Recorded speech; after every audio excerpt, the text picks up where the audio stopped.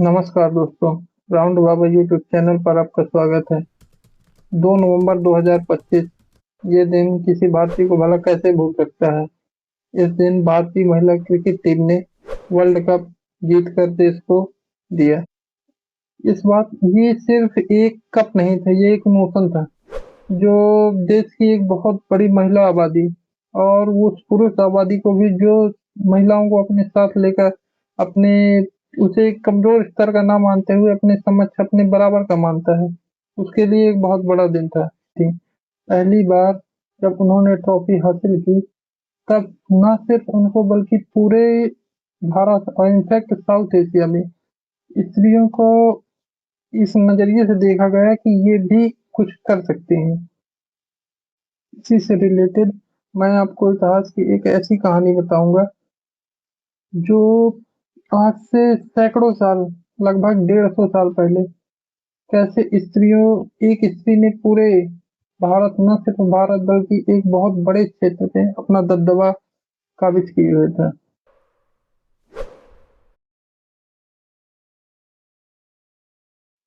जी हाँ, मैं बात कर रहा हूँ the queen of British empire, Alexandrina Victoria की। जी हाँ दोस्तों, हमारी सीरीज 20वीं सदी, जिसमें हम 1901 से सन 2000 तक के हर वर्ष की प्रत्येक वर्ष की सबसे बड़ी घटनाओं को आपको इस वीडियो के माध्यम से प्रतिदिन शाम 7 बजे दिखाएंगे। तो आज 1901 की सबसे बड़ी घटना के बारे में चर्चा करने का मौका मिला। 1901 की सबसे बड़ी घटना की बात की जाए, उस वर्ष क्वीन विक्टोरिया की डेथ हुई थी।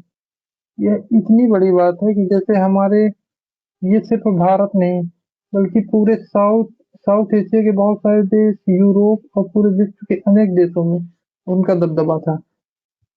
इसे the end of era Victoria कहा गया है। कैसे आज से तकरीबन 150 साल पहले, 150 से 200 साल पहले, जिस जमाने में सत्ता, शासन, बाहुबल और हथियारों के दम पर आता था, कैसे एक महिला ने अपना शासन काबिज। उनके जीवन से जुड़ी कुछ महत्वपूर्ण और रोचक जानकारी मैं आपसे साझा करूंगा। 22 जनवरी सन 1901, तकरीबन शाम के 6:30 बजे का वक्त था। ब्रिटेन के ओसबोर्न हाउस में क्वीन विक्टोरिया अचेत अवस्था में बिस्तर पर थीं। उनके आसपास उनके परिवार के सभी सदस्य थे। उनके बेटे, बहू और पोते सभी वहां खड़े थे। उन्हें थोड़ा देर में होश आता, फिर उसी अवस्था अचेत अवस्था में चली जाती।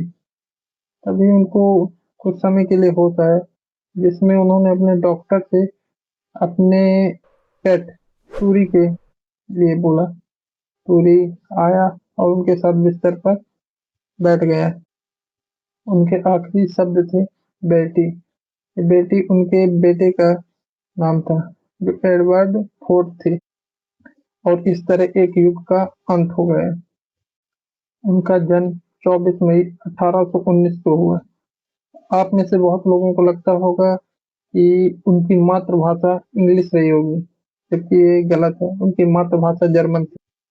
उनके कोई भाई बहन नहीं थे, इस कारण उनको स्वाभाविक सत्ता उन्हीं।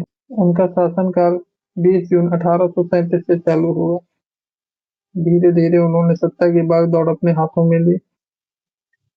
तभी उनके जीवन में एक नया पहलू आया। उन्हें अपने कजिन एल्बर्ट, प्रिंस एल्बर्ट से प्रेम हुआ, क्योंकि समाज की बंदिशों के खिलाफ था, समाज की परंपराओं के खिलाफ था। इसलिए उनके विवाह में तरह तरह के रोड़े आए। फाइनली 1839 में उनकी शादी हुई, एक चर्च में हुई। उनके 4 पुत्र और 5 पुत्रियां थी। परंतु दुर्भाग्यवश 1861 में प्रिंस एल्बर्ट की डेथ हो गई इन्हीं कारणों में। उन्हें इस घटना का बहुत बड़ा सदमा लगा और उन्होंने आजीवन काले वस्त्र धारण करने का निश्चय किया। और इस घटना के पश्चात वो लगभग राजनीतिक रूप से निष्क्रिय हो गई। सालों तक वो निष्क्रिय रही। फिर धीरे धीरे उन्होंने फिर सत्ता की कमान अपने हाथों में ली। उस समय संसद के द्वारा उनका शासन चलता था। 1887, क्योंकि 1837 में उनका राज्याभिषेक हुआ था, मतलब शासन मिला था। 1850 वर्ष हुए ये गोल्डन जुबली के रूप में भव्य उत्सव की तैयारी की। यहीं से उनके जीवन में एक अलग मोड़ आया। भारत के आगरा शहर से एक सेवादार जिनका नाम अब्दुल करीम था, उन्हें ब्रिटेन ले जाया गया। क्योंकि वो एक सेवादार के रूप में गए थे, वहाँ धीरे-धीरे वो क्वीन विक्टोरिया के संपर्क में आए। जब वो उनके संपर्क में आए, तब उन्हें एक मुंशी का पद दे दिया गया। उनका मुख्य कार्य उन्हें उर्दू और भारतीय संस्कृत से अवगत कराना था, क्योंकि महारानी का अब ये विवादास्पद है कि उनसे उनका कैसा संबंध था। फिर भी वो अब्दुल करीम को उनका संरक्षण प्राप्त हुआ, क्योंकि जो वहाँ उनके राजनीतिक सलाहकार थे क्वीन के, वो अब्दुल करीम अब उनकी दृष्टि में आ गया था, क्योंकि स्वाभाविक रूप से उस समय अंग्रेज भारत में बहुत शोषण कर रहे थे। 1887-88 के दौर का ये वक्त है। तभी उन्हें बाहर निकालने का बहुत प्रयत्न किया गया, क्योंकि उन्हें क्वीन का संरक्षण प्राप्त था, इसलिए उस समय कुछ नहीं हुआ। इस तरह समय आगे बढ़ा और उस समय लगभग पूरे विश्व में ब्रिटेन का दबदबा चल रहा था। फिर 1901 का दौर आया और फाइनली क्वीन विक्टोरिया के समय का अंत हुआ। इसे अनेक दृष्टि में देखा जा सकता है। हर किसी का अपना अलग-अलग पर्सपेक्टिव हो सकता है।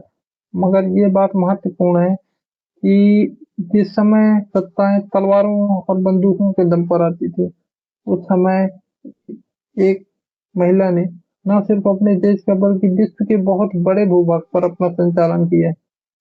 उनकी अंतिम यात्रा का भी एक महत्वपूर्ण किस्सा है।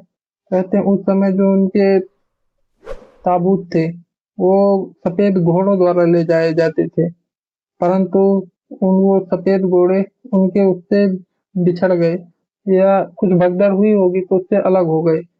तब जो सेल कहा जाता है नाविक को, तो वो उसे अपने साथ ले गए, अपनी रस्सियों को खींचते हुए उसे ले गए। तभी से एक नई परंपरा का जन्म हुआ और तब से आज तक अक्सर ही ये जो उसका ताबूत होता है, उसे खींच कर ले गए। अच्छा, कहानी के एक बगल में एक किरदार और थे, अब्दुल नदीम। उन पर एक बुरा समय चालू हो चुका था, क्योंकि जिनका संरक्षण प्राप्त था, अब वो इस संसार में नहीं थे।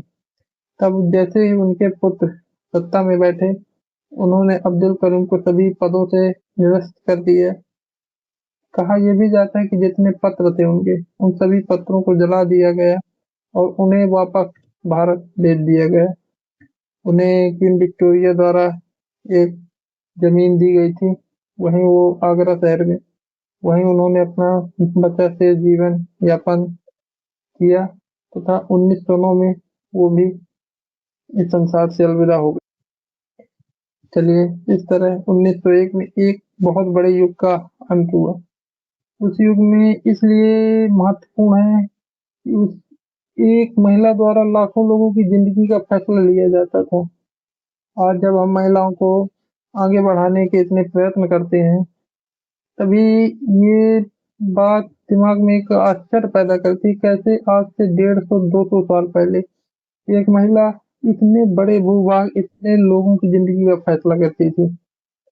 खैर, जो भी हो, अगर कहानी पसंद आई हो, तो लाइक, शेयर, सब्सक्राइब कीजिएगा। ठीक है, मिलते हैं कल एक नई वीडियो के साथ 1902 की एक नई कहानी के साथ, किसी नए महापुरुष के साथ।